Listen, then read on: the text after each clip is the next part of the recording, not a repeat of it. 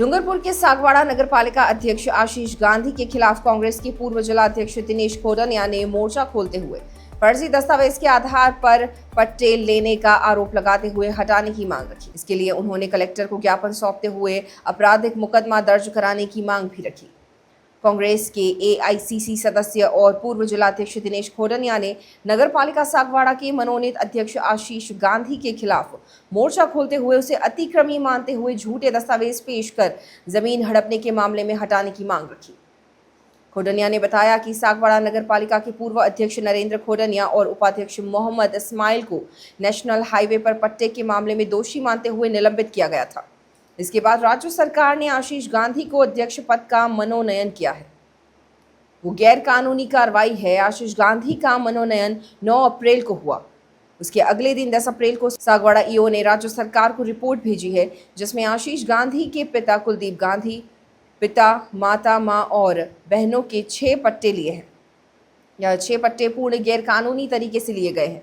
भ्रष्टाचार में दर्ज मुकदमे में यह रिपोर्ट ईओ की ओर से राज्य सरकार को भेजी गई है। इन 6 पट्टों में फर्जी दस्तावेज के आधार पर पट्टा प्राप्त किया है। बस स्टैंड के पास करोड़ों की कच्ची बस्ती की जमीन को लिया है, जो पूर्णतः गलत है। उन्होंने बताया कि सागवाड़ा नगरपालिका अध्यक्ष आशीष गांधी की बाहुबली कॉलोनी में नगरपालिका की 5 बीघा जमीन पर अतिक्रमण कर रखा है, जिसे तोड़ने के आदेश न्यायालय ने दिए हैं। ऐसे में नगरपालिका अध्यक्ष आशीष गांधी की ओर से इस अतिक्रमण को फाइलों में हेरफेर कर सकते हैं। ऐसे में कलेक्टर से बाहुबली कॉलोनी की संपूर्ण दस्तावेज नगरपालिका सागवाड़ा से मंगवाकर डूंगरपुर कलेक्ट्रेट में रखने की मांग रखी। इस अवसर पर जिला अध्यक्ष वल्लभ राम पाटीदार, नगर अध्यक्ष लक्ष्मीलाल काका सहित कांग्रेसी नेता मौजूद थे। सागवाड़ा नगरपालिका के अध्यक्ष और उपाध्यक्ष को जो कांग्रेस के थे उनको निलंबित किया गया। उसके बाद मनोनयन की प्रक्रिया हुई। राज्य सरकार ने जिस आशीष गांधी को अध्यक्ष के ऊपर नॉमिनेट किया है, वो गैरकानूनी कार्रवाई इस राज्य सरकार ने की।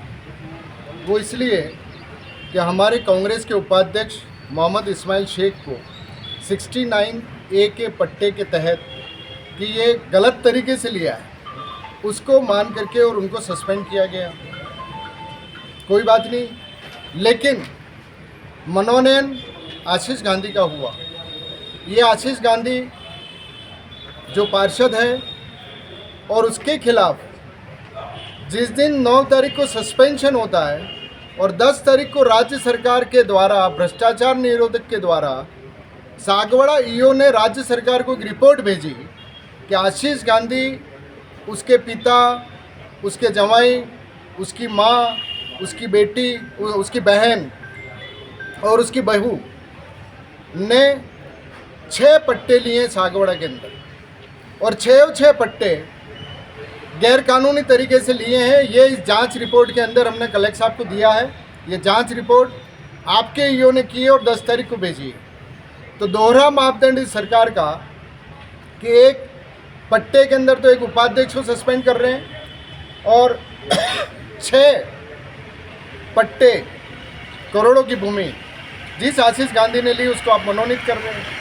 तो हमने कलेक्टर साहब से मांग की है कि आपकी रिपोर्ट के आधार पर उस ज़मीन को नगरपालिका प्रशासन हैंडओवर करे, खुद ले, पट्टों को निरस्त करे और जिन झूठे शपथ पत्र के आधार पर कि हमारे पास देश में कहीं कोई ज़मीन नहीं है, हम इनकम टैक्स पेयर नहीं है, कच्ची बस्ती में लिया है, तो उस शपथ पत्र के आधार पर आशीष गांधी और उसके 6 परिवार के सदस्यों पर आपराधिक मुकदमा दर्ज होना चाहिए। ये हमने सरकार से मांग की। और साथ ही इस आशीष गांधी और उसके भागीदारों की एक बाहुबली कॉलोनी जो बहुत चर्चित है, जहाँ पर 4 से 5 बीघा ज़मीन नगरपालिका की, इसके ऊपर इन्होंने कब्जा किया है और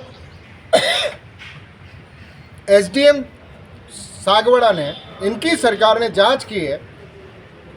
कोर्ट ने, माननीय कोर्ट ने अभी 2 महीने पहले माना है कि ये अतिक्रमी है आशीष गांधी और उसके सारे पार्टनर, और अतिक्रमण को तोड़ने का आदेश दिया है नगरपालिका की ज़मीन के ऊपर जो अतिक्रमण था उसको।